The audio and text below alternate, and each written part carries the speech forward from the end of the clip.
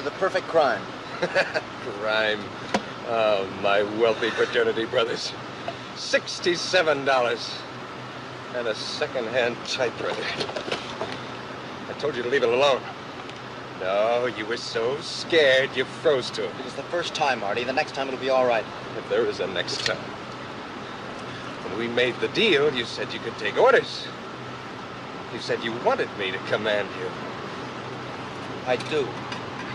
As long as you keep your part of the agreement.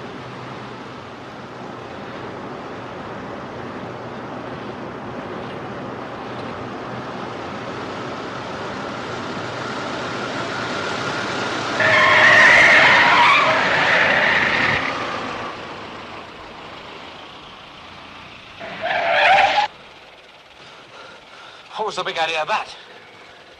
There was a man in the road. You didn't even see him. Yes, I did. Get easy, Artie. You'll get us stuck. Hey! All right. Come back here. You drive. Come back here. I want to talk to you. You trying to kill somebody? He's drunk. We better get out of here.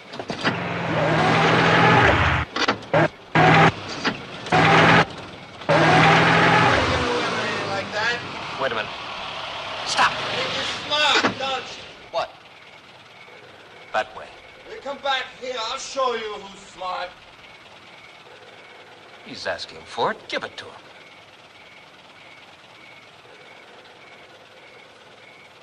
That's an order, Judd.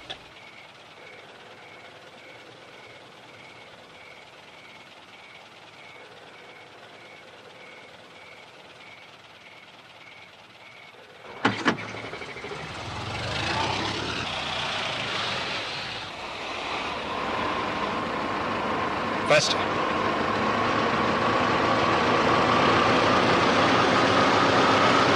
Hit him! Hit him!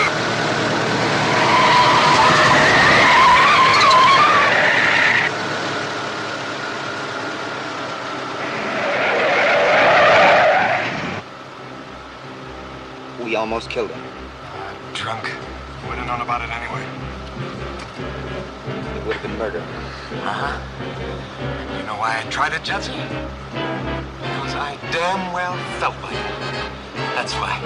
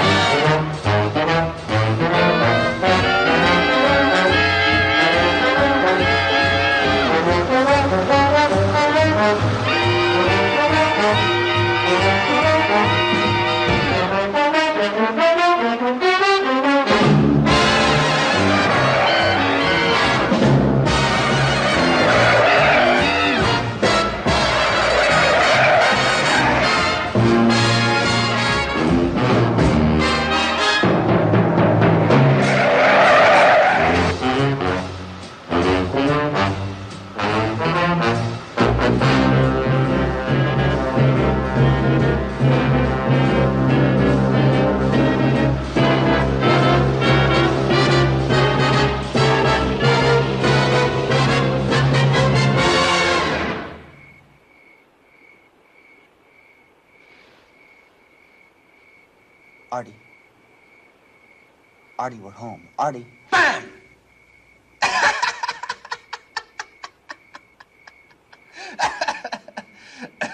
I was just thinking about the fraternity house in the morning. Everybody running around accusing everybody else, nobody knowing it was us. Can you see him, Judsy? Yeah. Artie, listen. About missing that drunk on the road. Forget it. I'll get another crack at him some night. When I'm alone. Alone? Can you picture those poor saps at the You were only fraternity? fooling about there not being a next time, weren't you? Was I? Please, Artie. I'll do anything you say. Anything? I want to do something really dangerous. Something that'll have everybody talking, not just a few guys. With half the fat-headed cops in Chicago running around in circles wondering about it while we sat back and laughed at them, huh? Yes, but together, Artie. Something perfect, something brilliant. The true test of the superior intellect with every little detail worked out. And dangerous, really dangerous. That's the only way to be any fun. Yes. You'd get panicky again. No, I wouldn't. It must be done as an experiment. Detached, with no emotional involvement. And no reason for it except to show that we can do it. We can do it. Together. Okay, genius. Go home and get some sleep. Call you tomorrow?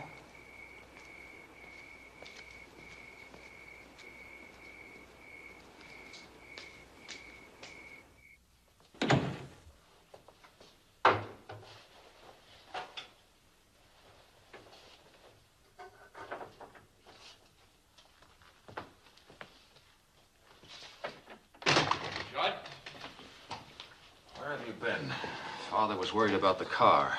And you, too. And me, too. That's very touching. Apparently his concern for me didn't give him insomnia. Don't be a smart aleck. Where were you? Up to some funny business with Artie again? As if I didn't know. Then why bother to ask? Wait a minute. I want to talk to you. I don't think we have anything in common, Max. And take your hand off my arm. I don't have to answer to you. Or anybody else, eh, kid? Outside of Artie and your birds, you don't give a damn about anything else in the world, do you? Does my interest in ornithology annoy you that Don't much? be a fool. I'm delighted with your success. It just irritates me to see anyone as brilliant as you make a jackass out of yourself over someone like Artie Straus. I see.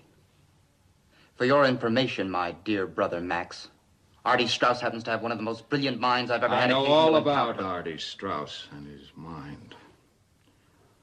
Now, I've no doubt you both have twice the brains that I have. I'd just like to see you use them for once on something besides cheating old ladies at bridge and giggling and scheming in your room all afternoon. Don't you ever go to a baseball game or chase girls or anything? When I was your age, I was always out I'm looking. sure you had some fascinating experiences, Max. But some other time. I don't expect any consideration for myself. But Artie happens to be a gentleman. Something I doubt you'd understand. Oh, I understand, all right. Would you like me to tell you something else about him? I think he's a dirty, evil... You keep your filthy mouth shut! I don't have to listen to your insinuations. Shut up, the whole house. I don't care. All right, cool down. I know that Artie's your friend, but I'm older than you, and I know what kind of trouble you can get into. I'm worried about you, Judd. Will you listen to me? Judd, listen.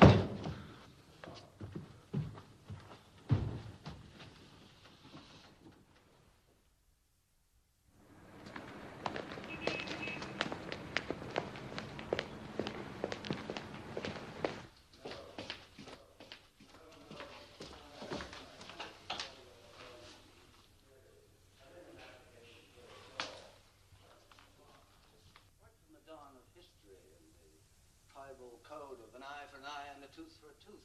It's always been the basic instinct of man to govern himself. Professor McKinnon, I must agree with Nietzsche. Tribal codes and such do not necessarily apply to the leaders of society. No, Mr. Steiner. I can't see where your friend Nietzsche's theories have any application at all here. Hammurabi, Moses, Solon, Justinian, they were all known as lawgivers. Actually, my question was whether Moses and the others felt that they themselves had to obey those laws. All men are bound by law, Mr. Steiner. And had Nietzsche been a lawyer instead of a German philosopher, he would have known that too. Are you going to tell me that Moses felt himself above the laws that he laid down for his own people? Oh, I don't know, sir. He had a motley crew on his hands, and he had to get them through the desert somehow. Can you cite an example of any of these men who failed to respect the law or the rights of the individual? Can Nietzsche explain that away, Mr. Steiner? Oh, I think so, sir. If you've read him, sir, you'll remember that he conceives the Superman as being detached from such human emotions as anger and greed and lust and the will to power. And all completely beyond my comprehension, although apparently not yours or Nietzsche's. Perhaps my thinking is outmoded, but I still cling to the theory that if we were all super intellects, we would nevertheless evolve our own code of laws. No, super laws, sir. Well, an alien voice in our midst. And since I haven't heard it before, Mr. Brooks, I am forced to assume that you were not with us earlier in the period. Well, that's just an assumption, sir. It can't be admitted as evidence. Oh, very good, Mr. Brooks. You surprise me. But just for once, I shall take a leaf from Nietzsche's book, place myself above the law, and grade you accordingly. That will be all.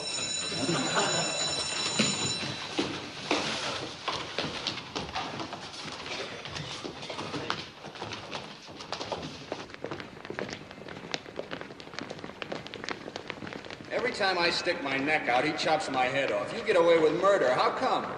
I don't know. He just doesn't seem to think very fast. He's supposed to be one of the brightest men in the faculty. I suppose he is. About this Nietzsche stuff, do you really think there are super intellects? Yes, as a matter of fact, I do. So then, just Artie? swing into the alley, bam, this torpedo cuts loose with a 38. Past my ear. Oh, come on, Artie. Cut You it think out. I'm kidding? All right, what do you think that is, huh? Well, it looks like a moth hole. Oh, no, Sid. He got that running whiskey in from Canada, just for the fun of it. Yeah, sure, just for the You don't fun believe of it, huh? All right, I tell you what we'll do. We'll all go down there tomorrow night, the whole bunch of us, okay? The four and deuce. Judd, you know the place, don't you? We're almost late now, Artie. All right, now, wait a minute. I gotta get this set. Sid, you can ask Benny himself about me. He runs the joint on Rush Street, 26. Looks like a store. Mike, you be there. Sally, Yeah. Pete. Sid, you can bring Ruth, can't you? Well, I tell don't you know. what, I'm Sam. supposed to work the late shift at the Globe. So, what time do you get through? Well, No, wait a minute. I tell you what. Just meet us there. I can pick up Ruth or Judd can. Wait a minute. You know Ruthie Evans, don't you, Judd? Hello. I don't believe I've had the pleasure. You do now, so that's all set. Sid, okay? All right, Ruthie? Fine. Perhaps Miss Evans would rather wait for Sid. No, I don't mind. Great. We'll That'll meet be there fine. at 9 o'clock. We'll make it a big celebration. Sharp. Yes. What are we celebrating? Oh, little business deal we got cooking, huh, Judsie? We'd better get going, Artie. Okay, what are you hanging around for? Bank job, nothing to it. Open it up with a hairpin. Yeah. See you later. Oh, it's like talking to a Roman candle. I know. Look, how come you told him you'd go? You know, those boys are millionaires' sons. I haven't got that kind of money to throw around.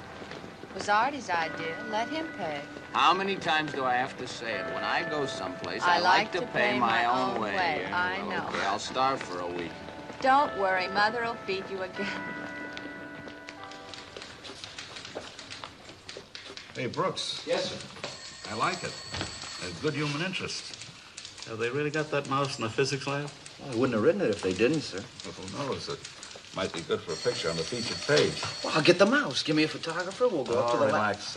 Get one out of the files. I got something else for you to do. There's been a report on a drowned kid that was pulled out of a culvert out in 𝙁𝙤𝙡𝙈 Park. Now, here's the dope. And check with Tom Daly before you run off. He's working on a kidnapping, maybe a tie-in. Yes, sir. 10,000. Right. What? 2,020s and 8,050s, right. That's all old bills and all typewritten, Mr. Kessler. Now, Mr. Kessler, of course I won't. The story is safe with me until you give me the word. Daly, sir. Tom Daly at the Globe. Thank you very much, sir. Kidnapping? Yeah, a guy's afraid we'll run the story and scare the kidnapper off. Big millionaire out in Hyde Park. Ryan wants me to look at a drowned body. You think there's any connection? I doubt it. Kid probably just wandered off. Still, with all that dough. Yeah, don't waste any time getting out there. Here's what I've got on the description, and call me back, huh? Right.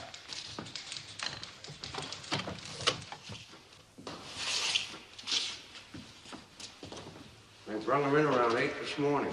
Drowned, they said. Wait till the coroner sees that report. Why do you say that? This kid wasn't drowned. All them cops wanted to do was dump him on us. Show you something. Oh, kid's glasses. And you see this here? Them lumps under the hair? This kid was slugged.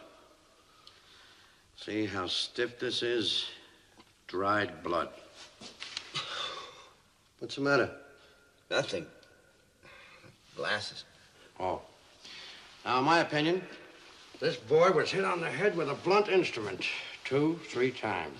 Hey, Jennings. That was the cause of death. What? Meat wagon's here. Okay, coming. Look, have you got a phone I could use? Right there. Leave a nickel on the desk.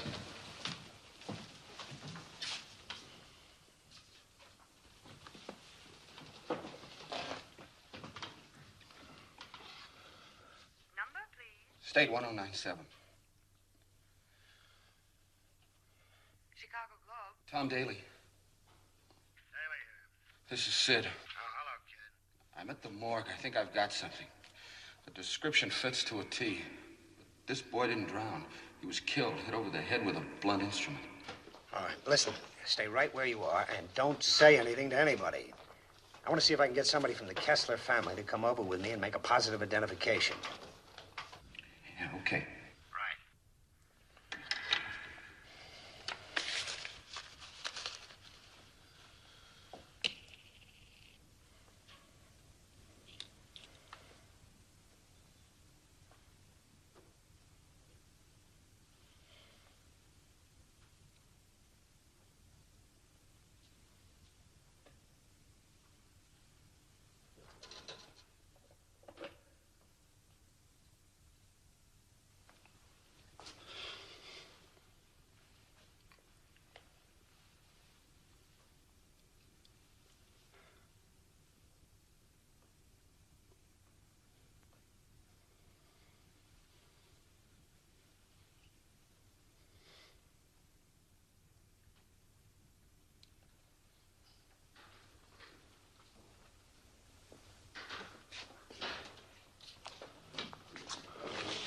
Just one more question, sir. Did Paulie wear glasses? Glasses? No. Mr. Kessler? You're Mr. Kessler, aren't you? I'm Jonas Kessler, boy's uncle. And there's no question it is your nephew, sir? No, there's no question. Just a minute, I'd like to get an interview with you. What's that about glasses? Well, they must have been beside the body when they found it. But they weren't the boys. I tried them on him. They didn't fit. Where are they now? I shoved them way down under the sheet. Nobody will notice. Do you think whoever did it could have dropped them there? No, I don't know, but if nobody notices them for a little while, we got a clean beat for the morning edition, and you got a bonus. Come on. Excuse me, Body? Will you see the body? Okay, sure.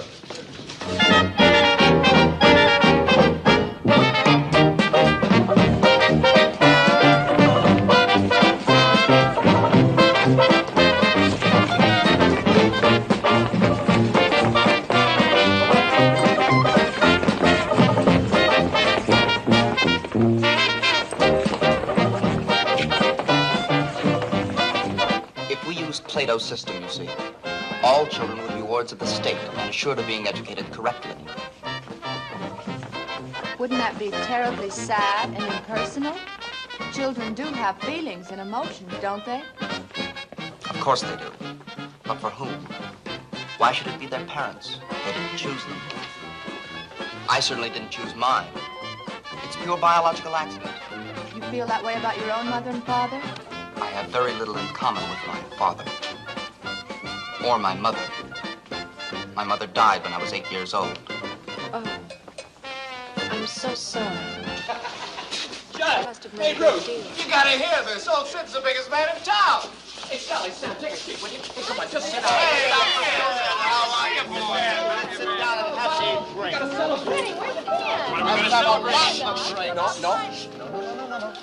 Now, to hear him tell it, it sounds like nothing. But you know about the kidnapping, the little Kessler punk, huh? Oh, we read about it in the newspaper.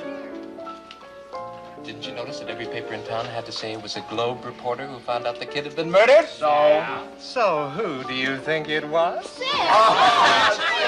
Sid, out, he says the hero of the hour. Give me that. Okay, sit him up where I can see him. Wait a minute, Sidney first. Okay, now something for you. Just a little. Okay, everybody, come on. Just sit. Honey, will you sit down? It was just a lucky break. Boy, it sure was. You know, if he hadn't identified the body when he did, the Kesslers would have paid the ransom. How about that? Great. Well, what about the paper? Did they give you a bonus? Yes, but not for that exactly. You mean there's more? Oh, there's more. Listen, he didn't tell it all. Oh, sure. Just tell us, huh? Well, it'll be in the early morning editions. Just another lucky break. About the glasses. Glasses? What do you mean? What kind of glasses? Eyeglasses, you know. The police thought they belonged to the boy, but they looked pretty big to me, so when nobody was around, I tried them on the body. Oh, Well, I had to. Anyway, they didn't fit, so they couldn't have been his. I didn't say anything to anybody. You mean they could have belonged to the murderer? Well, the police seem to think it's possible. It's not a very logical conclusion. Anyone could have dropped them. But anybody didn't. They must belong to the murderer. Oh, Artie. I'm bleeding. What set you off? I don't know. Wow. What'd they put in that drink anyway? Artie. No. Just, wash it off. Gotta get some air. He really should have that looked at, Judd. Judd.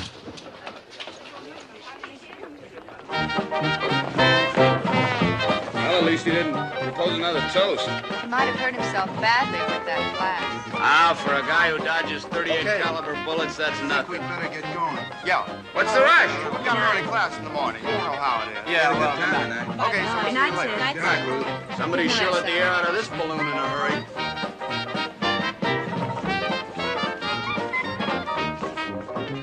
The check. Yeah, the check. $23.80. You wouldn't rush off and forget it, would you?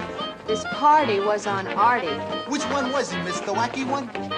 There goes the bonus. Thanks. I'll bring you the change.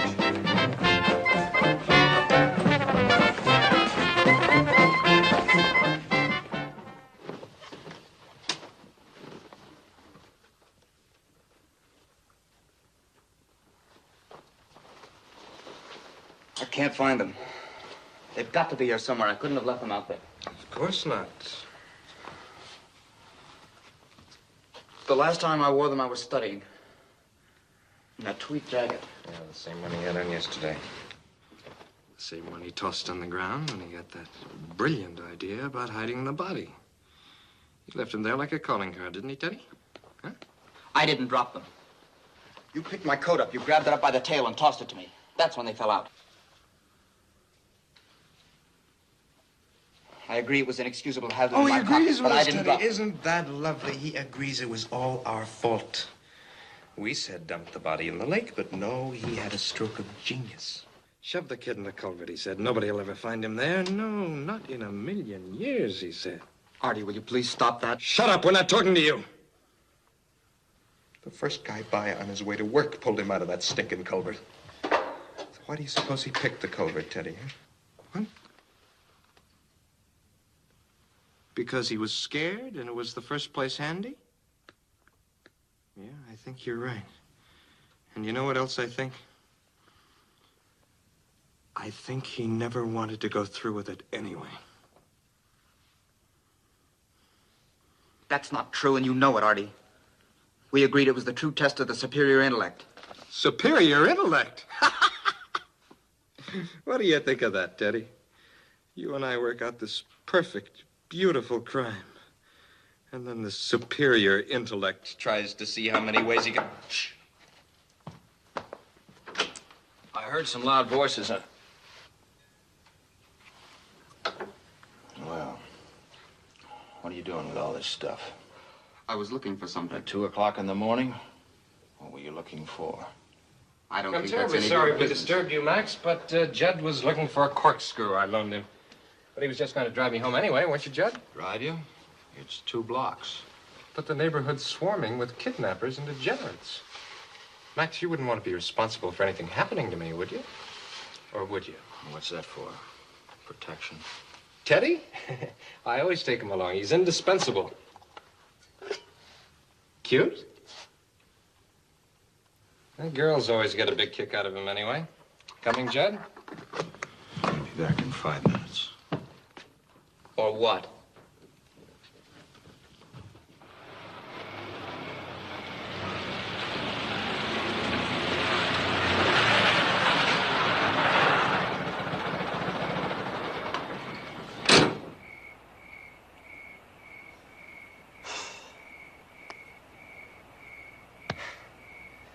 I don't know how I could have been so stupid.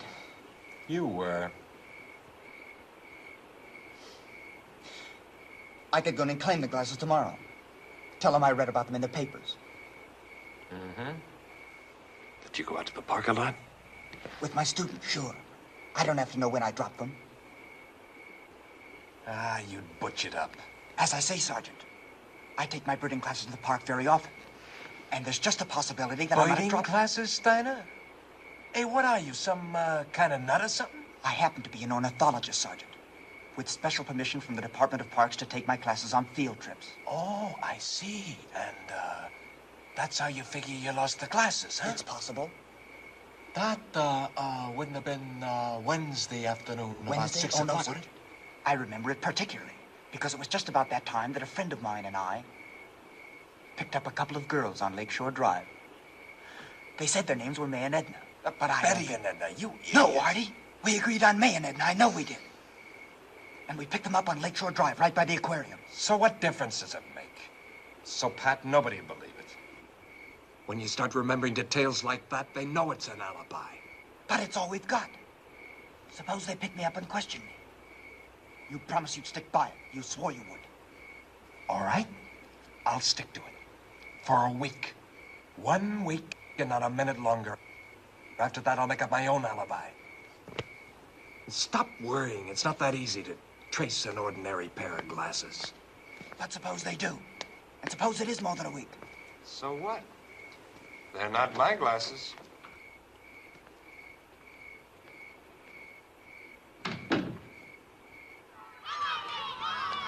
Tell us what you expect to learn by investigating the neighborhood around the school, Lieutenant? Well, I guess we'll just have to start right at the beginning and see whether anybody noticed anything at all. Have you checked Hey, with Sid. the teachers or the principal? Hi, Artie. What's going on? Well, they know the boy was in school on Wednesday. He never got home, so they think he might have been picked up along here somewhere. Nobody saw nothing unusual, Lieutenant, except one old dame. Thinks there was a big black sedan cruising around. When? When the kids got out of school. Well, what time? If you're talking about Paulie Kessler, officer, that would be about 4:10. The older kids stay on the playground until 5. How do you happen to know so much about it? I went here for 6 years. That's right, Lieutenant. This is Artie Straus. He goes to the graduate school with me. Oh, well, I'd like to talk to you for a minute, Artie. Sure, Lieutenant.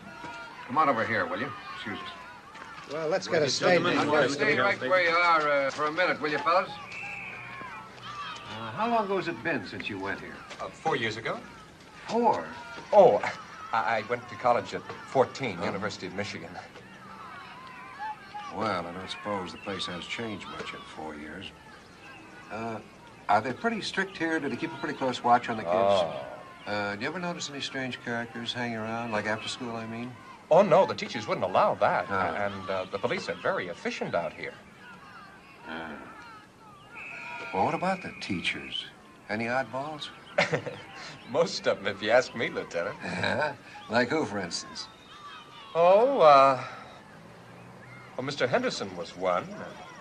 Always telling us we're spoiled brats and too much money. You know, that kind of thing. Yeah. Is he still here? Why, sure. He's right over... Gosh, Lieutenant, you don't think he had anything to do with Paulie? No, no. Which one did you say he was? The guy with the sweatshirt.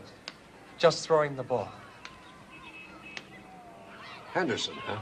Any others? Well, Pop Wiggin. That's the gray-haired one. I guess you wouldn't say he was exactly normal. Snapping towels at kids in the gym, stuff like that. But that wouldn't mean anything. No, no. Wiggin, huh? Wiggin, with an N.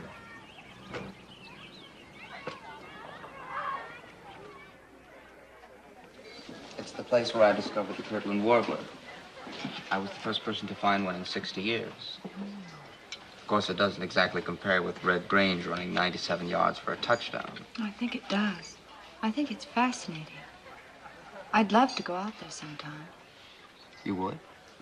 Yes. Really? Yes, I would. I'm going out Thursday afternoon. if you'd like to come. I know how interested you are, but an inquest is strictly official business. Look, why don't you talk to your friend, Lieutenant Johnson? Maybe he'll get you a... Great, I never thought of it. Hi, Ruthie. I'll see if I can find him. I'm busy. I guess I'd better run along. You'll never catch up with that skyrocket. It's not that. I have some studying to do. You have time. Please stay. Sure. Stick around. Sorry, I have to go. I do hope you'll be able to make it Thursday. I know I'm late. I got tied up at the Globe. Sid, you could have at least been polite to him. First Artie brushes him off, and then you treat him as if he's some piece of the furniture. Okay, honey, I'm sorry. What's this about Judd and Thursday? He wants to take me out to 𝙁𝙪𝙡 Park. Well, if you're an ornithologist, I guess that's the best place to go to find various species of birds. Should be a very entertaining afternoon for you. Watching Judd and all the other strange birds. Stop it, Sid. Judd isn't as strange as you're making him out to be. And I really don't think he's that different from any other boy. Yeah, I guess he isn't. But what? Well, you know, birds, a genius IQ, graduate school at 19. I just don't get the feeling he's going to challenge Dempsey for the title. Just because he can speak about something besides sex, you and Artie and all the rest of you seem to think he's some kind of freak. Look, honey, for all I know, he's another Casanova. I just don't think I'm going to have to worry about you in 𝙁𝙪𝙡 Park.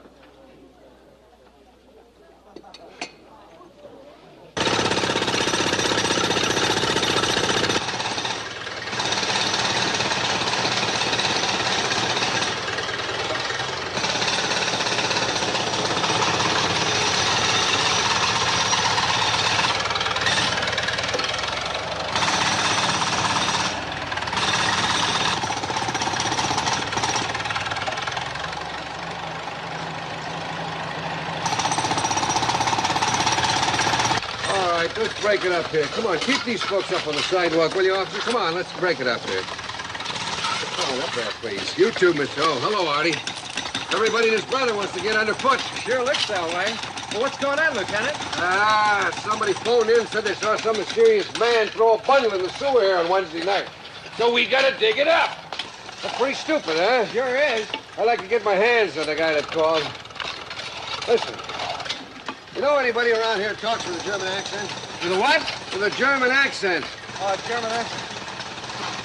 Yeah, the Wainwrights live right across the street there, have a German chauffeur. Real Prussian. Rupert. Yeah? I think I'll have a little chat with this Rupert. Hey, Johnson. What? Find anything? Sure, just what you'd expect to find in a sewer. This case gets nuttier day by day. I wonder if there's any place I can find a phone around here. Use the one in my house, Mr. Daly. I live right here. Come on. You know, I have another theory I was telling the lieutenant about. Hey, you and Johnson are really running this case, aren't you? No, I've just given them a couple of ideas. You see, nobody's thought of the possibility of the kidnapper being a woman. But I remember a nurse that the Kesslers had for Polly. She did some of the weirdest things you ever saw. I used to watch her at night. Yeah? How? Just a minute, folks.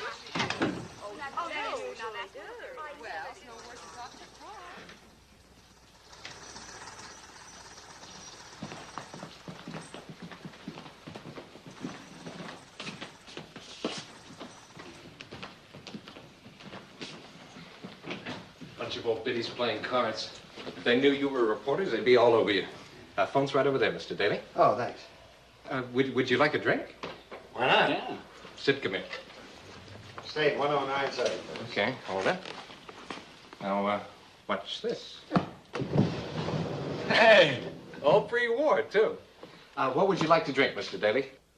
If it's pre-war, I wouldn't know the difference. Oh, give me Ryan. Let's see, is Scotch all right, Sid? It's 12 years old. Great. What do you think about that nursemaid, Sid? I think she'd sweat as much as the school teachers. Now, wait a minute. You surely don't think I told the lieutenant about them just to get them in trouble, do you? Well, they got into it just the same. You think the school will take them back? But, gee, I hadn't thought of that. But that was a terrible thing for me to do, wasn't it? Well, not if there were any chance of them being guilty. Well, even so, that's just... Okay, call you back. Anything new, Mr. Daly? Oh, not much. Police are so desperate, they're looking for anybody who even had mud on their shoes last Wednesday night. Thanks.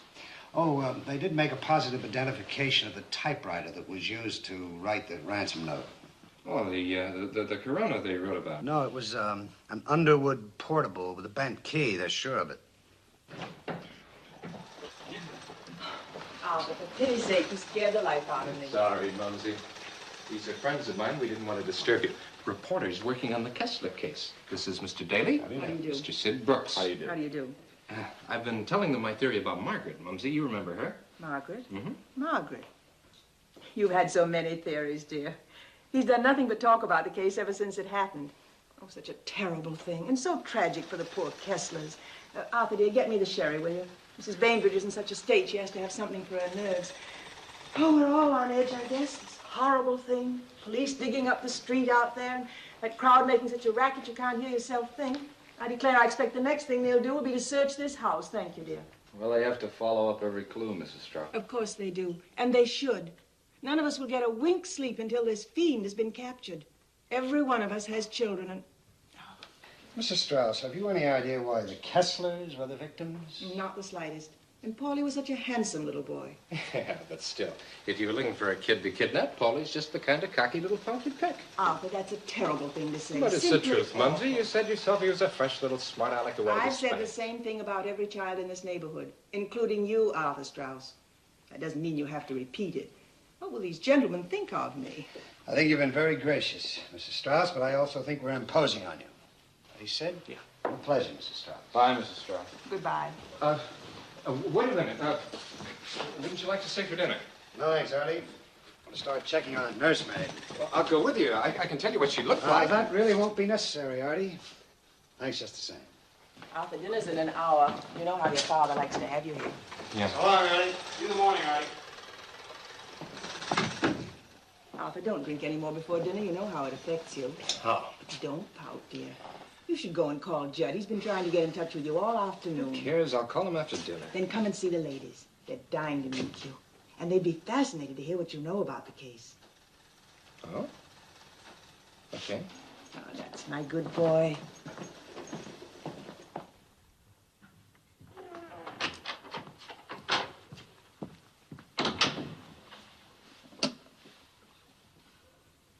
Central 1099. Where'd you get that typewriter, Steiner?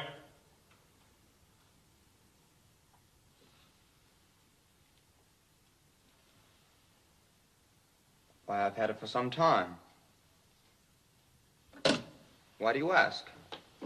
Not bad, Judson. Artie. Not bad at all. I was just trying to get you, you damn fool. Me? I don't keep an Underwood portable with a bent key. Didn't I tell you to get rid of that thing? Now they've made a positive identification of it. Suppose they suddenly decide to search all the houses in the neighborhood, huh? If you think it's that important, I'll get rid of It is?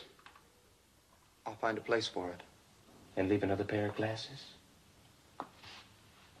I've seen enough of your hiding places. This time I'll do it myself.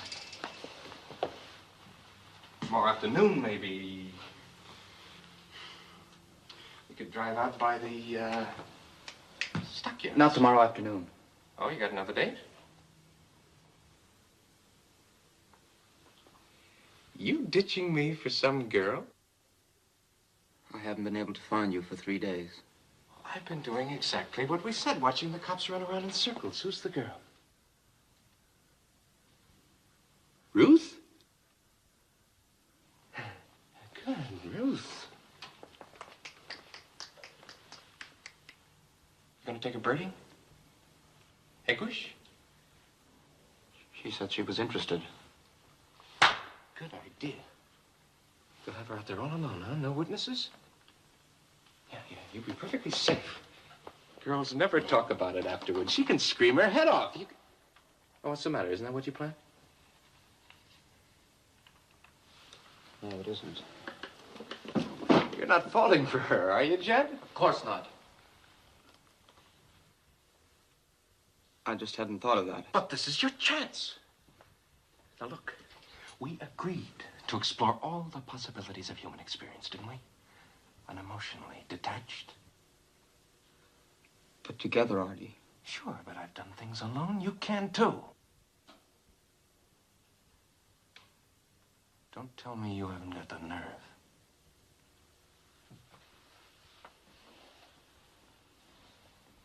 It's perfect.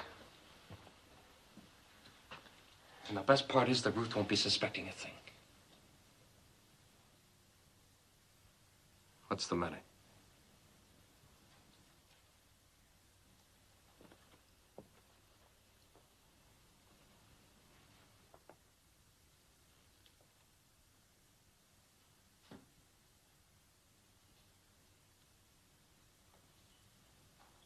You want me to order you to, Judd?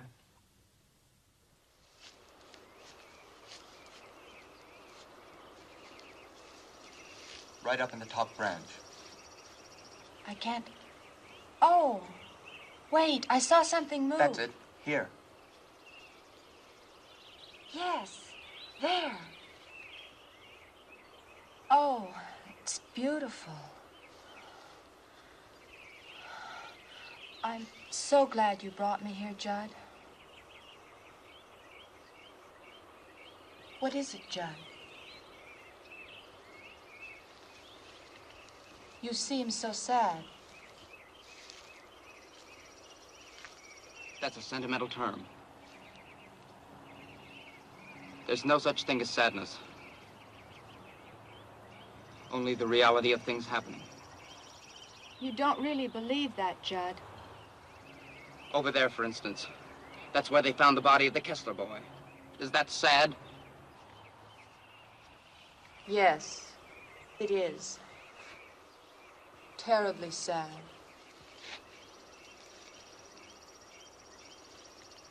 Is it sad that you're here, all alone with me? Just you and I and little Polly Kessler's ghost. You shouldn't joke about that. Why not?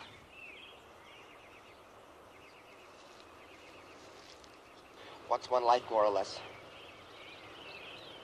There were 9 million people killed in the war. What does one little Chicago boy matter? Judd, you're not that cruel.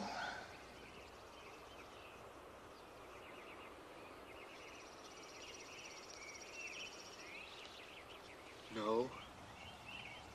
No. Murder's nothing.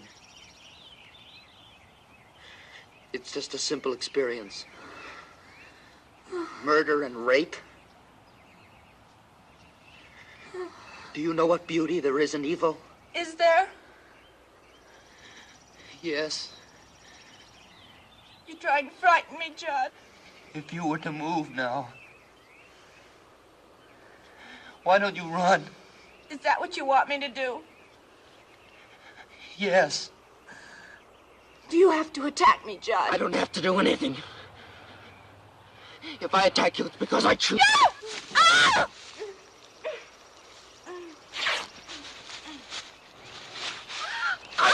Are you afraid of me? I'm afraid for you, Judd. I'm afraid for you. Judd. Oh, God. Oh, my God.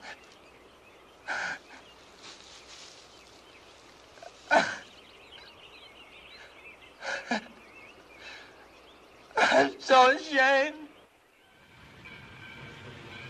Artie?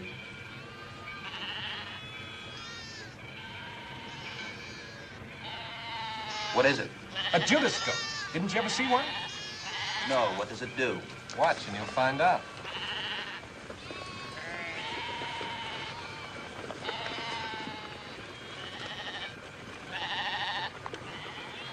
See, when they get to the slaughterhouse, he ducks to one side and the silly sheep go in to get their throats cut. That black devil knows it. Did you get rid of the typewriter? Uh-huh. There's a pit out back where they bury all the entrails. Nobody will go near that. So, how did you make out? Oh, fun. You're pretty smug about it. But if you did, how come you're not sweating? Like after Paulie, and after you found out about those stinking glasses. I just wasn't rational at the time. After thinking about it, I realized there was nothing really distinctive about them. There must be hundreds exactly like it right here. 4,200 to be exact. I asked Lieutenant Johnson. You asked the police? Sure, why not? I figured we might as well know, so I asked Johnson why they weren't following that lead. You fool. You're sweating again, Judsie. Why? Now we know. They can't trace 4,200 pair. They can't trace anything. The whole case will blow over in a couple of weeks. Hey, come on, let's go watch them slaughter the sheep.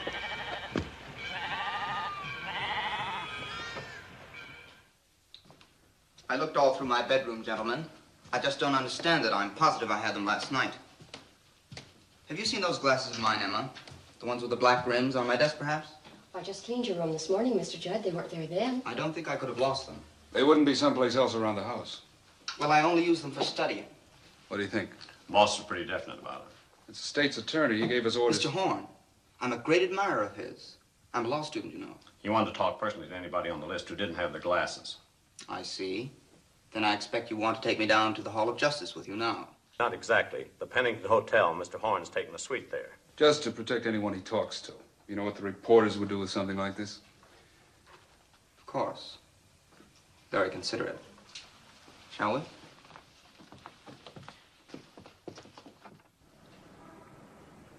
I certainly wouldn't want you to admit something you're not sure of, Judd. But it is possible you could have dropped these out there. Yes, it is possible. If they actually were mine, sir. As I say, I very often carry them in the breast pocket of my jacket. This jacket, as a matter of fact. When I take my classes to 𝙁𝙤𝙩𝙚𝙨. And you were out there Tuesday, the day before the crime? Yes, sir. I should think you would have checked that first. There are 10 members in my class, all very reputable people, I assure you. Oh, come on, Judd. You're taking this all much too seriously. We all know you're a prominent ornithologist. It's entirely logical that your glasses could have dropped. I'm all right. It's funny they didn't drop out of my pocket. Oh, I'm sorry, sir. But it looked like you were acting that out for a jury. Forgot you were a law student, Judd. Yes, it was rather far-fetched. Do you suppose you could show us how these glasses might have fallen out of your pocket? Go right ahead.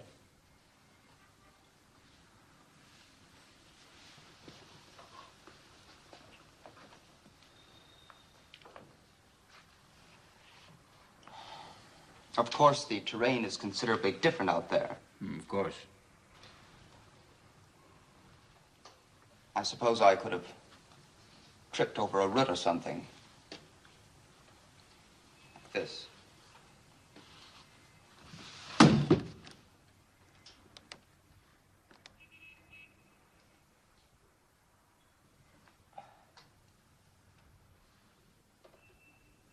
They didn't fall out of my pocket either.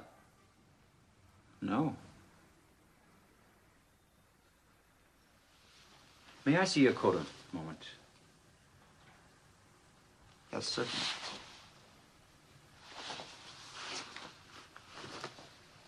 Could you have taken it off because of the heat or something you wanted to do and then picked it up later?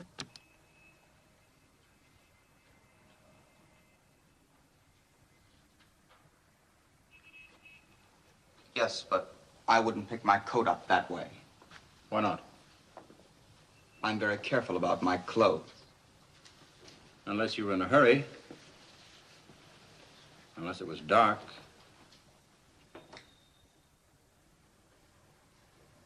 Well, this is all purely academic if they're not really my glasses, isn't it, sir? I don't know, of course, but I would imagine there must be 1,000 pair of glasses like those right here in Chicago. The figure is about 4,000, Judd. But these happen to be your glasses. In spite of the fact they look like thousands of others, they aren't. You see, a firm in Rochester developed this new hinge. Elmer Coe is their only outlet here. They sold 3 pairs.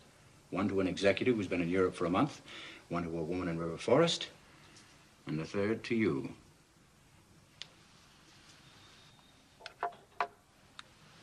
Interesting?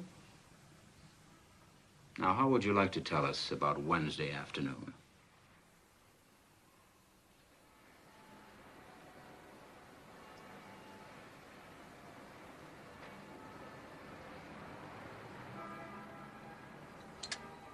I must say, you've given us a very detailed account of your activities, Judd. 10 times. Oh, we're very thorough. We'd like to find some way to corroborate this. You see, none of it, driving around in your Stutz Bearcat, Lakeshore Drive, Jackson Park, hot dog stand, May and Edna, none of it is particularly easy to check. Well, it would be if you found May and Edna. Yes, but May and Edna who? You didn't tell them your right names, and they didn't tell you anything. See how it is? Look, Judd, I know how you feel about involving a friend, and I appreciate your family's feelings about picking up stray girls, but you might consider my position, too. I simply have to check this story.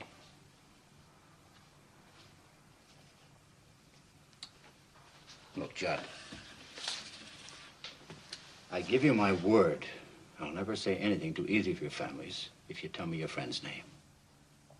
Then we can wash this all up and have you home in time for dinner.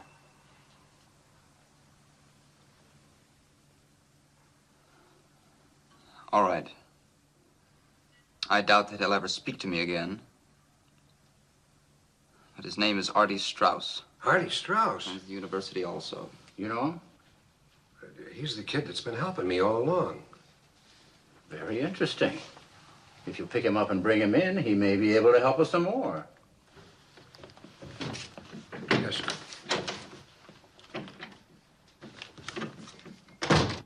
Right through there. Straight ahead. Come on. Open up. There he is. Come on. Hurry up.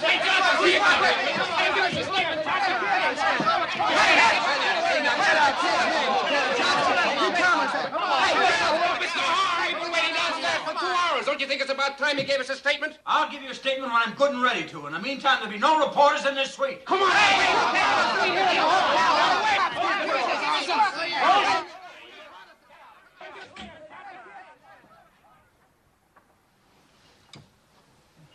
That's better. Anything I can get you, Strauss? Artie. Just make it Artie, sir. I could use a cigarette if you have one. Came away so quickly that I didn't have one of mine. Thank you. Oh, this is Mr. Horn, Artie, the state's attorney. Artie Straus, sir. Nice to know you, sir. I guess you're the man I want to see. Oh? Well, you see, I don't know exactly why I'm here. But if we could make it as quick as possible. Oh, I think we can do that, Mr. Strauss. Artie, please, sir. You see, I answered the door when your men arrived, and since I didn't want to worry Mumsy, my mother, that is, I just came along. Oh, all right. Well, this won't take but a few minutes. Oh, fine. You see, dinner's at 8:30, and Dad likes me to be on time, particularly when we're having guests. Judge Conway, or Conroy, I think it is tonight. Well, that'll be Judge Conway of the Superior Court.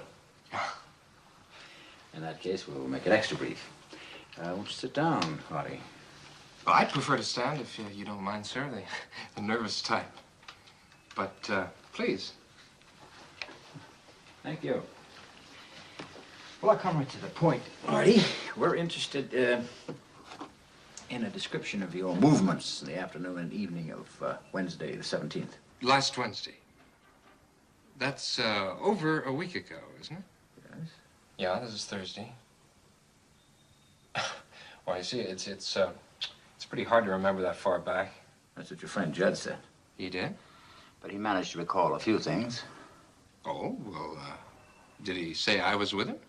That's hardly the point, is it, Artie? We're interested in finding out what you recall. Of course, stupid of me, isn't it? You see, it's just that I know we were together part of the day. When was that? Well, Wednesday's a school day, and we have two of the same classes. We're interested in hearing what happened after school. Yeah. Wednesday. Was that the day the old man, father had the dinner party?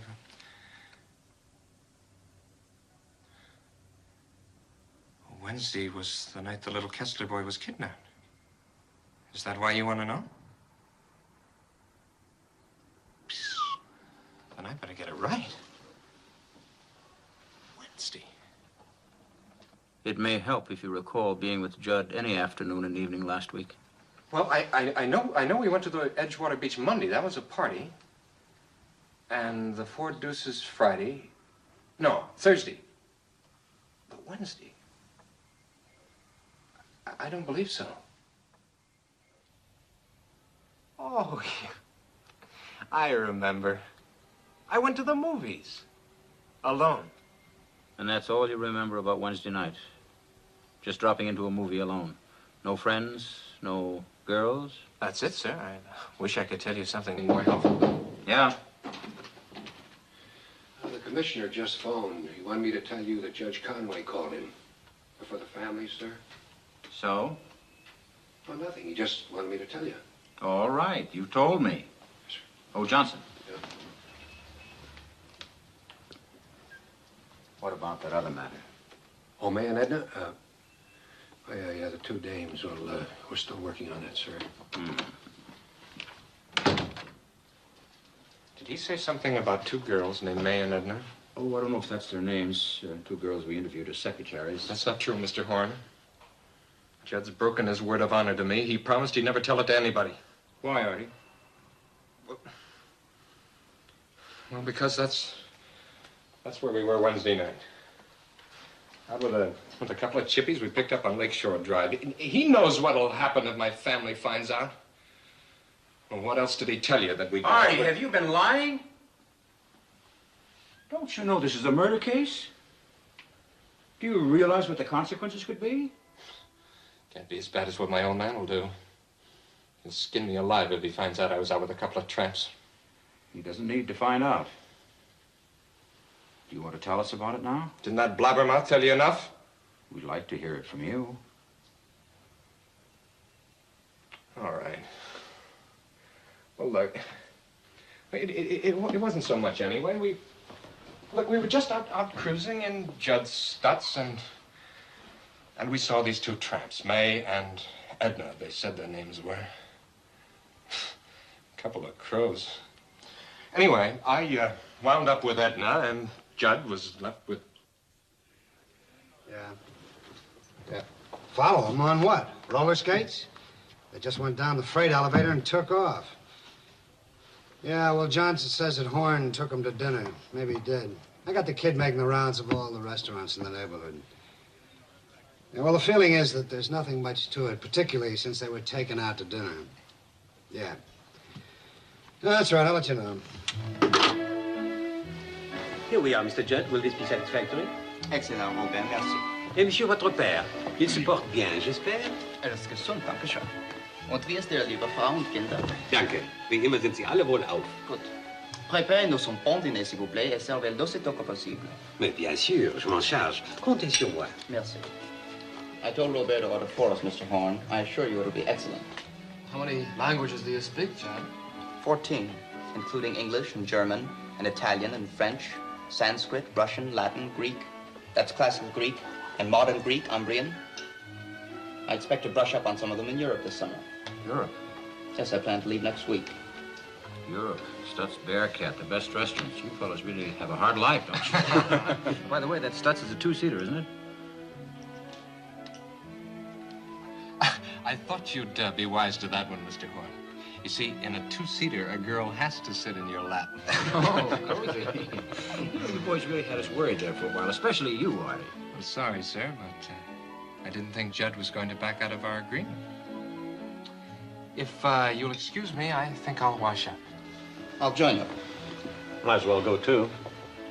Mr. Horn, it looks as if you're still not quite certain. Oh, don't be silly. Sit down, Davis.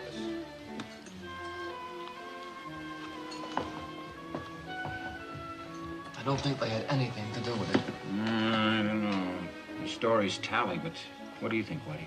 These kids, a couple of powder puffs. They're too afraid of their fathers to do anything. And far too intelligent. If they'd have come up with the same stories right away, I might have thought something was fishy, but... Anyway, how long can you hold them? There's the commissioner, Judge Conway, I know. the family. I wish I was as sure as you are, but... Those damn glasses keep bothering me.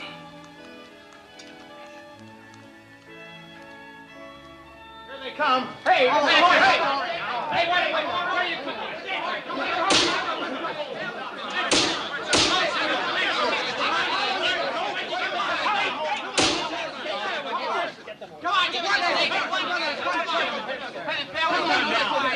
Come on, Mr. Boy, you're getting all excited over nothing.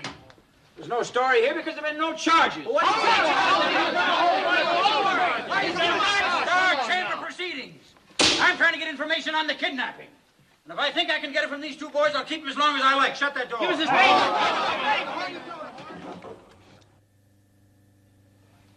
You know, they're right, Chief. They can't hold them much longer without a charge. I'm surprised the families haven't sent a lawyer down here before this to try... All right, I'll release them.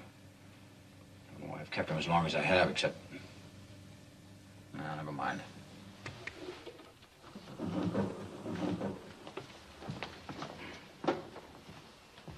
Who's this? He's the Steiner chauffeur. Albert, sir. Mr. Steiner sent me.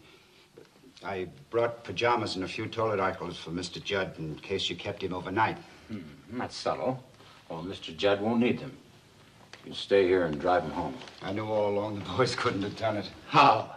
Well, I mean, they couldn't have been anywhere near 𝙁𝙤𝙡𝙈 Park unless they walked. Mr. Judd Stutz was in the garage all afternoon. The Stutz Bearcat? Wednesday? Yes, sir.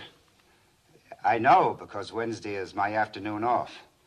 I stayed home to change the brake linings. You're sure it was Wednesday? Yes, sir, I'm sure. Well, of course you're sure. Thank you very much, Albert. I wish we'd known this before. Thank you.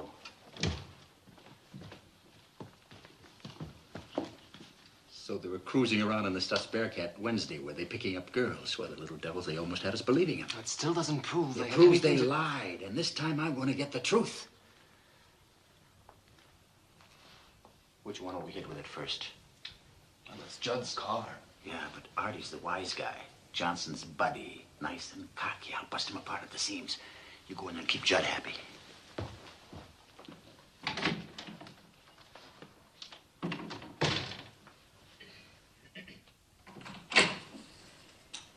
Well, Artie, how do you feel after your dinner?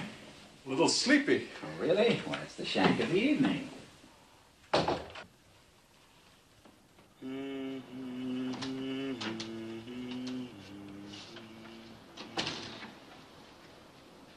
Well...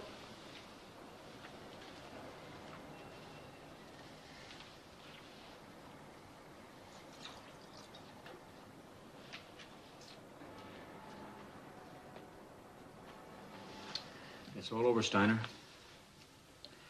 Your partner's confessed everything. Oh, come now, Mr. Horn. Isn't this the sort of thing they do in detective stories? You can hardly expect me to be taken in by that, even if there was something to confess. Yes, I guess it was rather stupid of me at that. You might also have taken into consideration that aside from the fact that he's my best friend, Artie is far too intelligent to... To be trapped by us poor specimens? I suppose so. But Artie was such a good friend of a young man who helped him write a ransom note on a stolen typewriter and who rented a black sedan from the Collins Drive Yourself agency on May 16th that I thought it might joggle your memory. Do you take me for an idiot? Let's see, what did he say about that car? Oh, yes. I drove it. Judd Steiner was sitting in the back seat with Paulie Kessler. I don't know how it happened, but Paulie started to struggle. Judd told him to be quiet, and then he hit him. He hit him very hard. Oh, that weakling. That child. That inferior weakling. Where is he? Hold it! If he said that, he's lying. It's a cheap, cowardly lie. Mr. Strauss didn't drive the car, I did. And I didn't kill Paulie, Mr. Strauss did. He's lying. He's lying. There's only one man for this case. He's the best lawyer in the country, and he's here in Chicago. That atheist, I won't have him. He's a skeptic who makes a mockery of religion. And the best trial lawyer in the country. A charlatan, a lying, drunken jury swayer. But a winner. And he's fought capital punishment all his life. I'm not even sure he'll take the case. If it's a question of money, we can... But the fee must be a consideration. I've known him 30 years. It never has been. Will you let me get him on the phone and see if I can persuade him? No. Judd is my son. No matter what he's done, it's my duty to speak for him.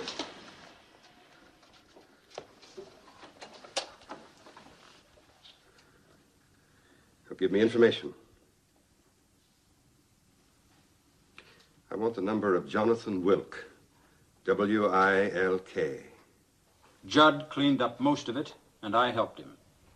When it was as clean as we could get it, we got in the car and drove for a while. Then we started back, and coming along Ellis Avenue, I threw the taped chisel into the bushes at the side of the road. Then Judd drove me home, and I went to bed. These are the facts to the best of my recollection.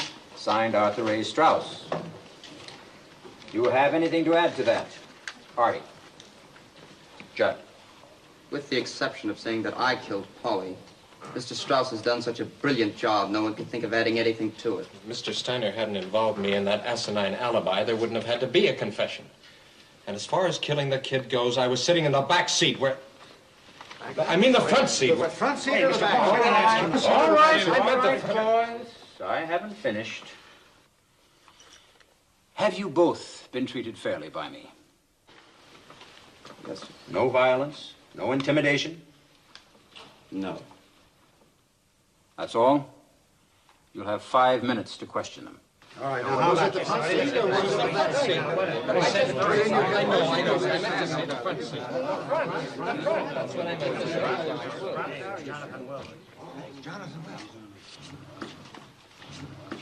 Well, Jonathan. Harold.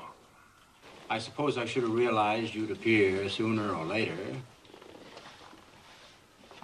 Would have been sooner if I hadn't gone first to the city jail, which is where I normally expect to find my clients. May we promote I questioned here in an effort to avoid publicity. Avoid publicity? Well, They had no congratulations. counsel at the time. Well, they've got a counsel now, one with a writ for immediate delivery to city jail. I was about to do that before you came in. Take him down in the freight elevator and out through the back. Oh, wait a alley. minute. You've had him for 12 hours. Please spare me 12 seconds. You are Artie? Yes. Judd? Yes, sir. Your folks have retained me as counsel for the defense. I've always admired you tremendously, Mr. You Will. can prove it, both of you, by saying absolutely nothing to anybody until I instruct you to the contrary.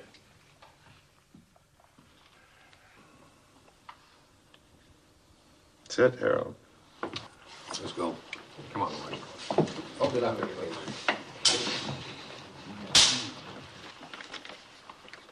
It's a little late to silence them now, isn't it?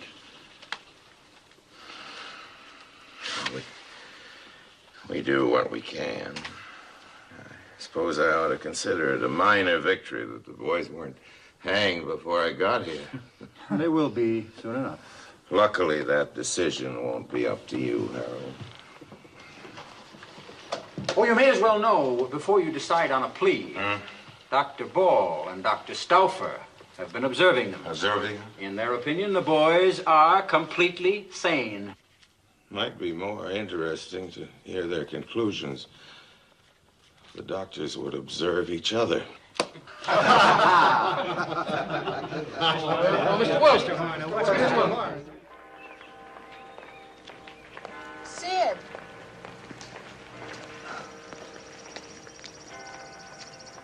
Is it true, Sid? Yes, it is.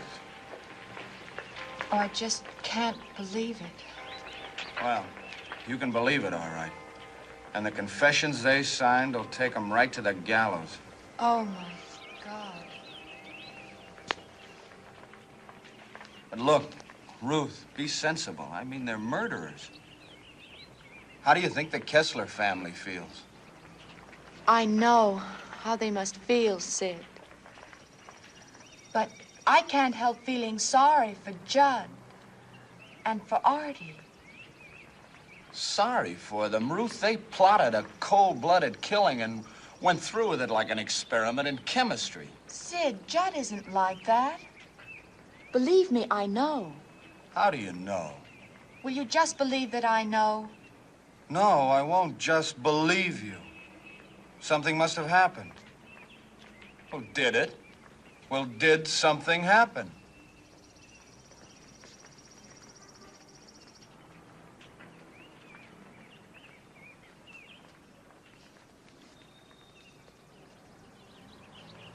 He tried to attack me.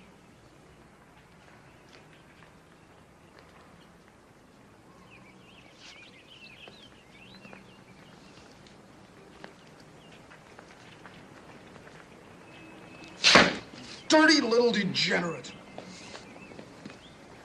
Please. It wasn't the way you think at all. He made an attempt at it. He couldn't go through with it, Sid. He was like a child, a sick, frightened child. I don't understand you, Ruth. He tries to rape you. And you defend him. I know. It's difficult to understand. But see, you weren't there. You didn't see him like I did, Sid. If you did, you'd have some compassion or sympathy for him. Believe me. Ruth, you sound as though you're sorry he didn't go through with it.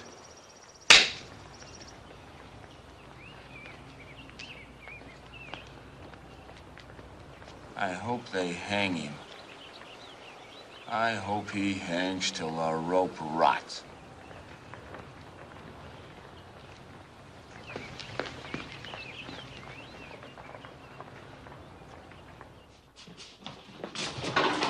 One moment, please. Okay, I'm fine. At the formal arraignment before Chief Justice Rewrite. Matthewson... Said he pleaded him not guilty. That's right, not guilty. Chief Justice set the trial date for 4 weeks from today. Look, wanted more time, but Pulley's coming in now. I'll call you back. You mean you're actually going to conduct a psychiatric study on them? With the best men in the profession. Why, Mr. Wilk? To determine the facts. But they got the facts? And haven't the state psychiatrists already pronounced them sane? Indeed they have. The state psychiatrists have pronounced them completely sane. Yes, after searching and exhaustive study, isn't that right, Harold? 10 minutes in a crowded hotel room. Oh, we're up against some brilliant minds in this case, so we don't have a minute to lose. If you'll excuse me, gentlemen. Definitely will be based on insanity, won't it? Well, now, we'd be pretty stupid, wouldn't we, to divulge our tactics to the prosecution. The defense will be based on the results of the study. Plus, we'd be glad to join forces with Mr. Horn's psychiatrist. No? It's too bad, Harold. Might have been a real contribution to criminology. That's the way you feel about it. Good day, gentlemen. Mr. Horn, why do you object to joining forces? My very interesting. Joint study of what? Two evil minds that don't deserve to live a day longer? Do you really think these boys don't know the difference between right and wrong? That's the legal definition of insanity in the state, and no team of psychiatrists is going to change it.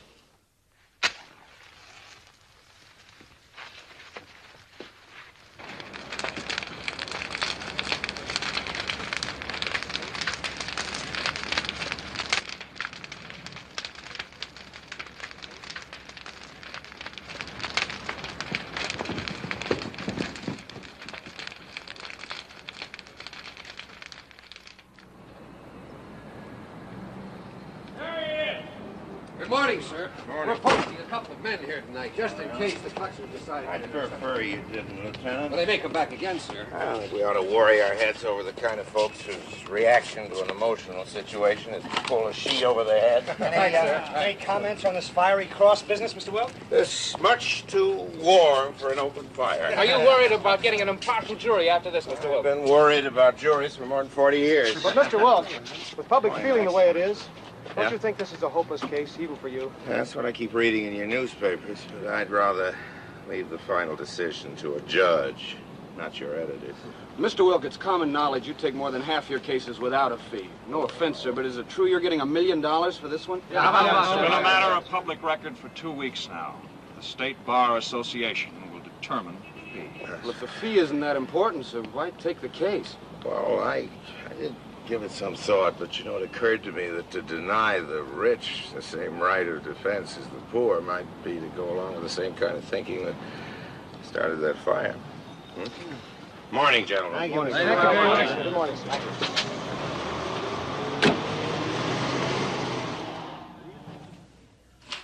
Stanford Binet scale doesn't run high enough to rate Judd's IQ. Can you imagine that? And yet on several others, both he and Artie showed no more emotional maturity than 7-year-old. It's amazing, isn't it? Well, I find lack here any conclusions. Yes, well, we had several days' discussion about that, and most of us agree that Judd is paranoid and Artie schizophrenic. But not enough to be declared medically insane? Well, that's a very indefinite term, Mr. Wilk. We prefer not to use it. It's very definite in a court of law. Of course. And that's why we prefer you to draw your own conclusions. Thanks, Doc. Based on your legal knowledge, of course. Of course. And I have to add that none of us is in complete agreement. Oh, well, that's going to be very helpful.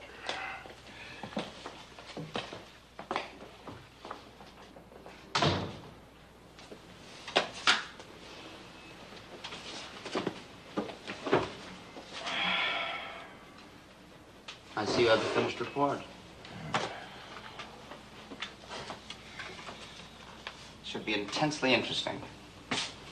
These have been the most fascinating 4 weeks I've ever spent. Do you think that'll be a major contribution to criminology? I'd hardly say that, John. Why don't you tell him the truth? It all adds up to 6 feet of rope and a hangman. No, this report might be useful. They're betting 20 to 1 we hang. If it's the long shot you're looking for, I've got one just as good. You know that guard that brings us up here every day? He's got a sick wife, 5 kids, and a house they're going to throw him out of. I know, I talked to him. For $5,000, he could be looking the other way when we come past the admitting desk. 3 steps, we're outside. There's a car waiting with a motor running. And a mad dash to the Canadian border, Artie? Okay, so we do it your way and go to trial in the morning. Oh, still one subject that concerns me. The newspapers have been playing it up. The state's attorney may try to do something with it. It's the fact that, aside from each other, you don't have any close friends. We didn't have any other friends because there was no one of sufficient intelligence and maturity worth cultivating. Is there anything wrong in that? Nothing, unless the state's attorney wants to make something of it with hostile witnesses. If he calls him, I'd like to have somebody speak for you. I'll give you a pluck. I've got a little black book in my desk at home. The cops haven't taken it. It's got the addresses of 40 or 50 girls I've been out with in the last 2 years. Ask any one of them what she thinks of me. No, I haven't any little black book. No girls?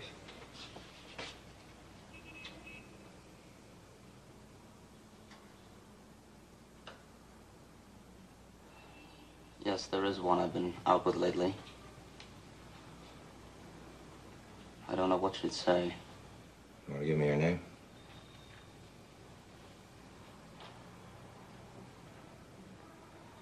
Ruth Evans. But I'd sooner you didn't call her, sir. I don't want her involved in this. I won't call her without your permission. That's it, boys.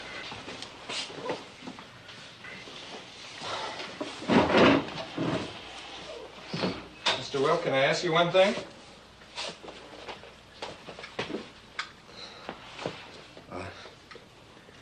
Will Mumsy be... my mother be there? And Dad?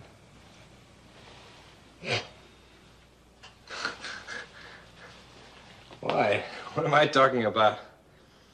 Tuesday, the old lady has the bridge club, and the old man's got his regular date at the country club. They'd be suckers to sit in a crummy courtroom in this weather.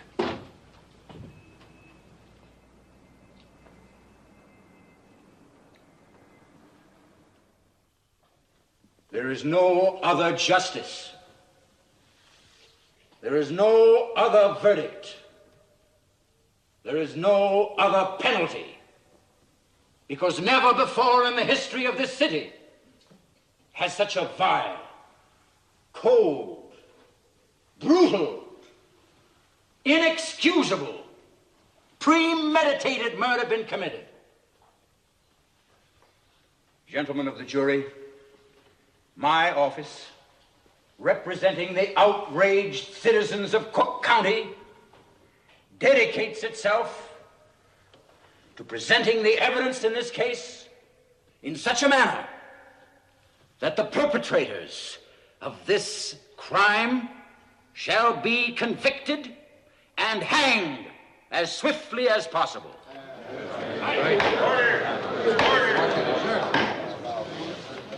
Any further disturbance of this nature, and I shall order the bailiffs to clear the court. Defense will make its opening remarks to the jury. Your Honor, please. Defense will waive its remarks to the jury.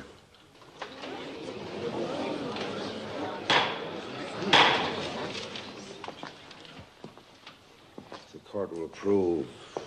We intend at this time to change the plea to guilty. What? We're changing the plea to guilty with mitigating circumstances. It took 6 days to impanel that jury. Don't worry, I'll have that jury back at the mitigating circumstances even sound like insanity. State's attorney will approach the bench, please.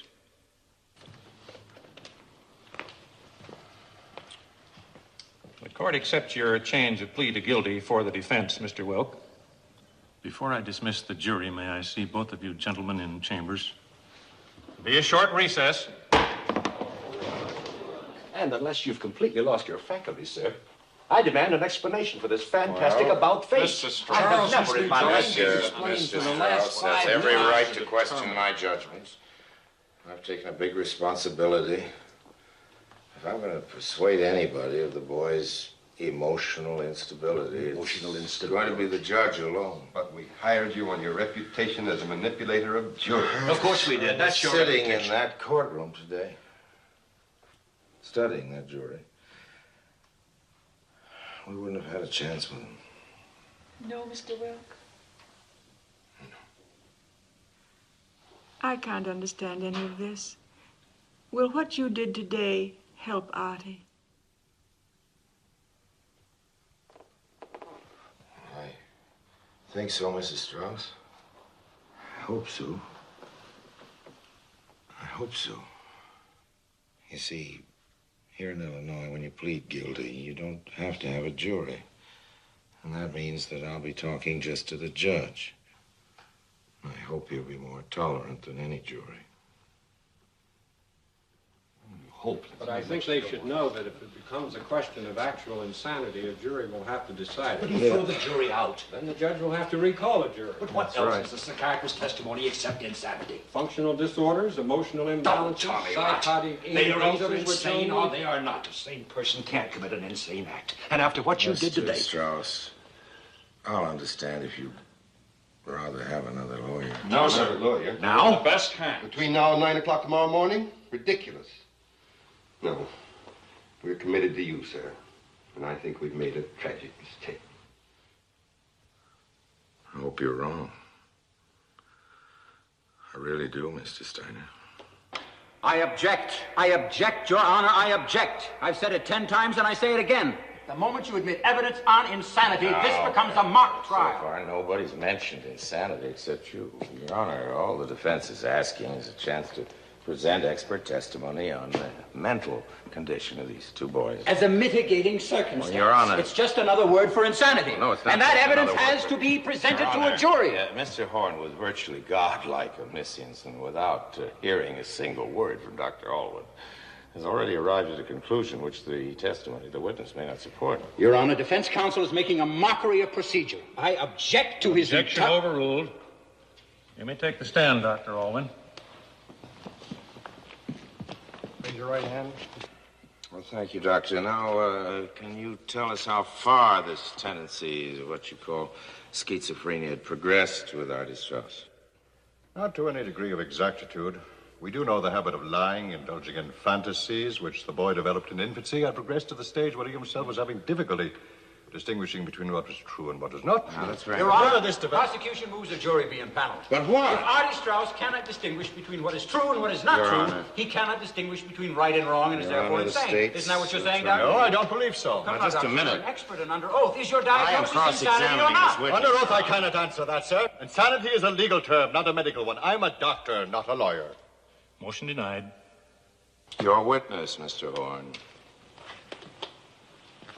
Go ahead.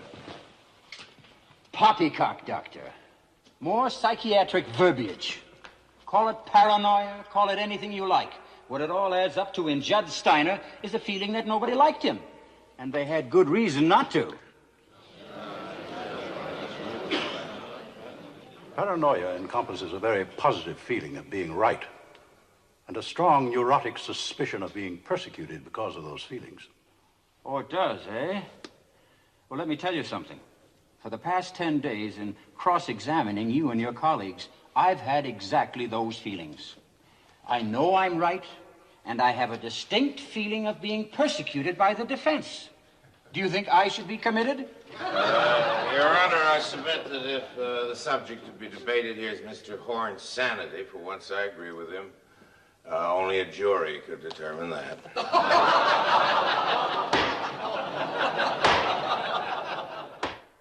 Now, at the time of this meeting, you had a deep romantic attachment for another boy. Yes, sir. And yet you also feel a romantic attachment for Judd? I felt he was alone and terribly unhappy. I see. But did Judd give any demonstration that he liked you as a woman? He kissed me. That's all. No further advances? There were, but they stopped. Would you keep your voice up, Miss Evans? I couldn't hear you. But they stopped. I'm sorry, Miss Evans, but were they of such a nature as to make you determined never to see him again? No, they were not. You would have seen him again. Yes. Within a few hours after this, Judd was arrested. How did your feelings toward him change then? Of course. I realized that the unhappiness I sensed in him had caused him to commit a violent and insane crime. And with this knowledge, would you still see him again? Yes. I felt sorry for him then, and I feel sorry for him now.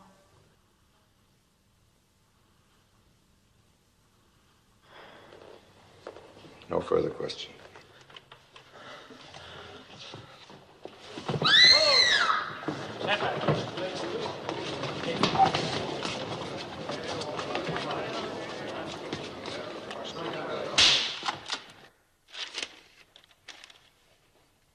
This crime is the most fiendish, cold-blooded, inexcusable case the world has ever known. That's what Mr. Horn has told this court. Your Honor, I've been practicing law a good deal longer than I ought to have. Anyhow, for 45, 46 years. During all that time, I've never tried a case where the state's attorney did not say it was the most cold-blooded, inexcusable case ever. Certainly there was no excuse for the killing of little Paulie Kessler. There was also no reason for it. It wasn't for spite or for hate or for money. The great misfortune of this case is money. If Your Honor shall doom these boys to die, it'll be because their parents are rich. I hope I don't need to mention that our fight is hard for the poor as for the rich. If I'd come into this court alone, with two ordinary, obscure defendants who've done what these boys have done, and there hadn't been all this weirdness and notoriety and this sensational publicity, I said, Your Honor, I'm willing to enter a plea of guilty and let you sentence him to life imprisonment. Do you suppose the state's attorneys would raise their voices in protest? There's never been a case in Chicago where on a plea of guilty, a boy under 21 has been sentenced to death. Not one. Yet for some reason, in the case of these immature boys of diseased minds, as plain as day, they say you can only get justice by shedding their last drop of blood. Isn't a lifetime behind prison bars enough for this mad act? And must this great public be regaled with the hanging? For the last 3 weeks, I've heard nothing but the cry of blood in this room. I've heard nothing from the offices of the state's attorney but ugly hatred. For God's sake, are we crazy?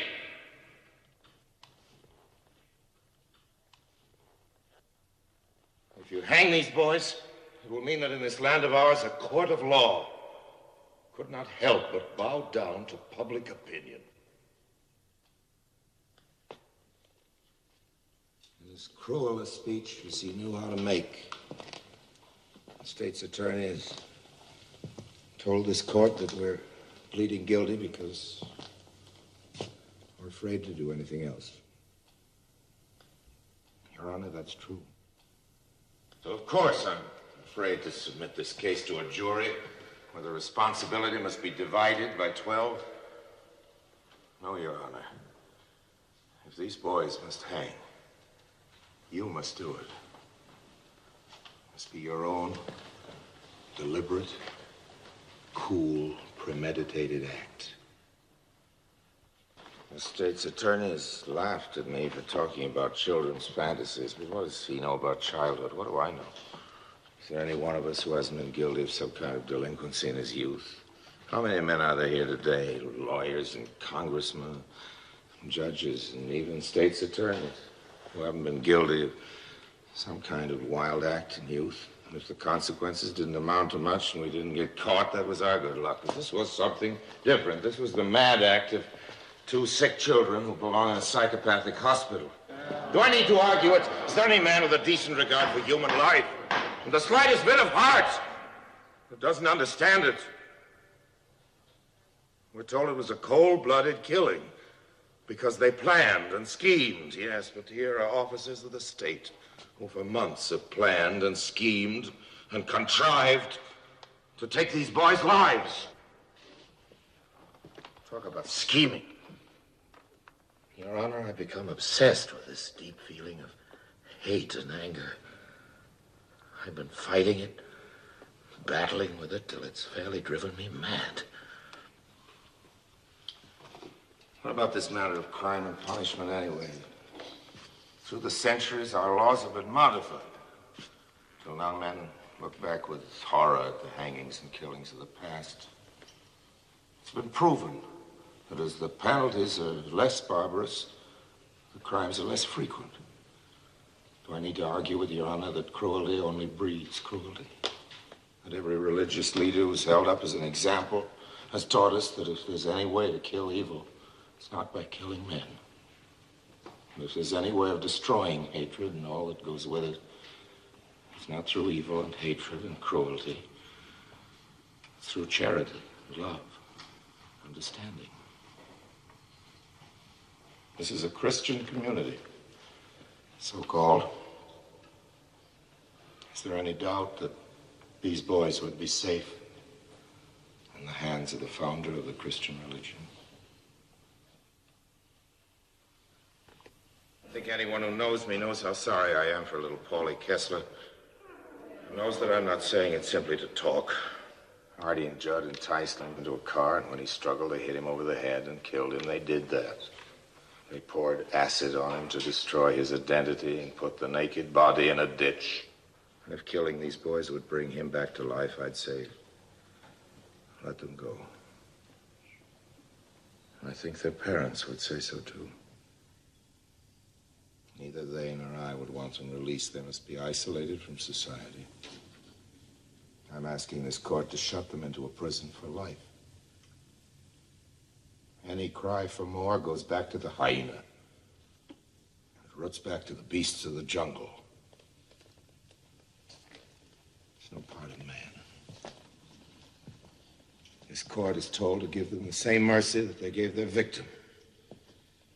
Your Honor, if our state is not kinder, more human, more considerate, more intelligent than the mad act of these two sick boys, then I'm sorry that I've lived so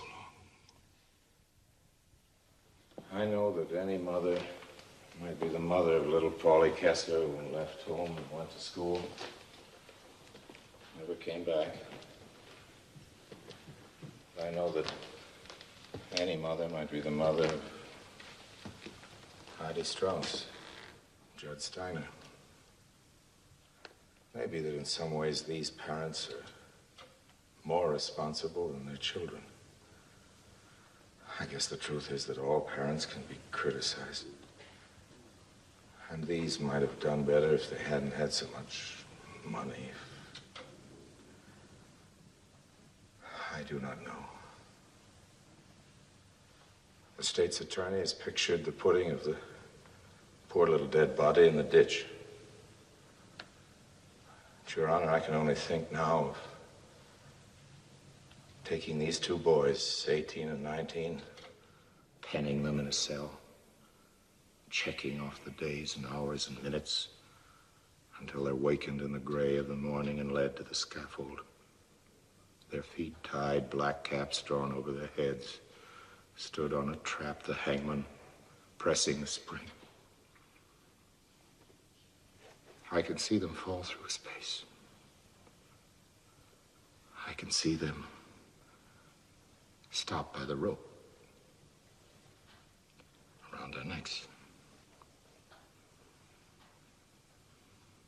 It would be done, of course, in the name of justice.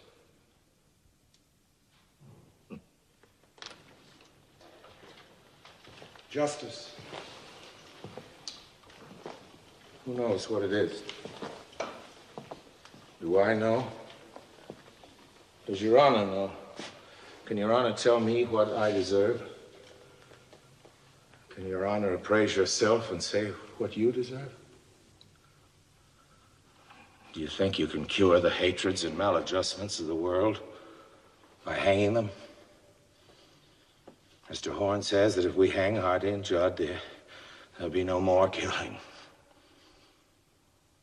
The world has been one long slaughterhouse from the beginning until today.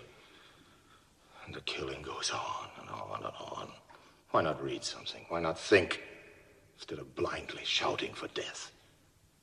Kill. Because everybody's talking about the case. Because their parents have money. Kill them. Will that stop other sick boys from killing? No.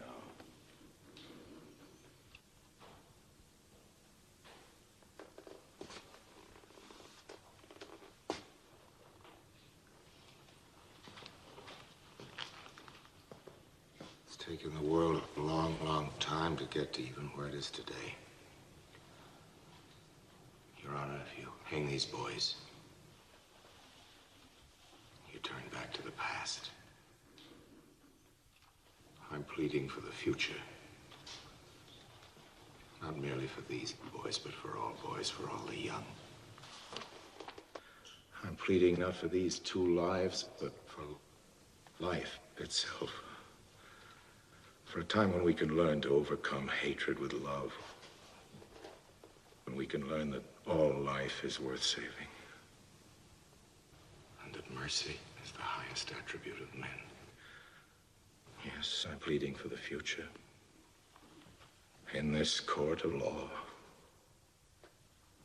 I'm pleading for love.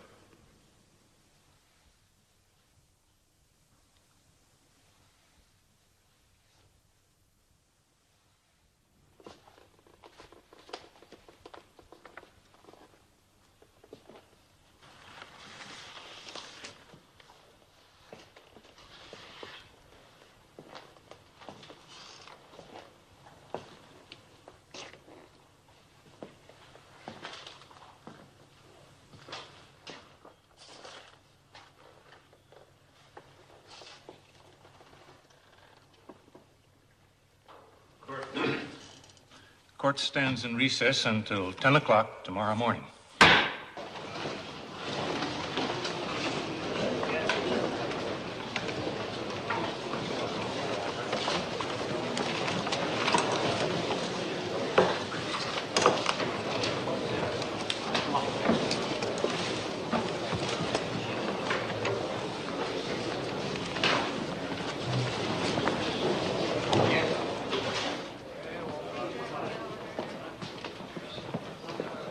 Ruth.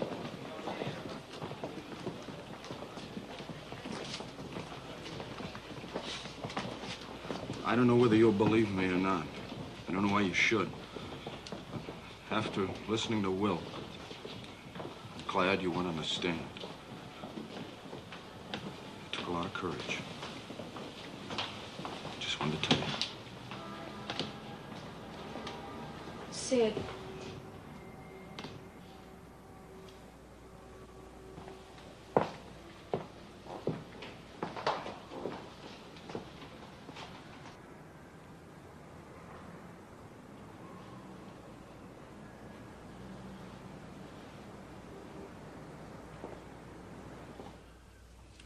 For the crime of murder, to be confined in the penitentiary at Joliet for the term of your natural life.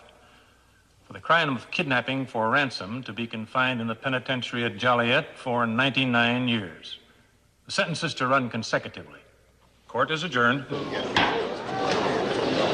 So we slept through 3 months of misery just to hear that.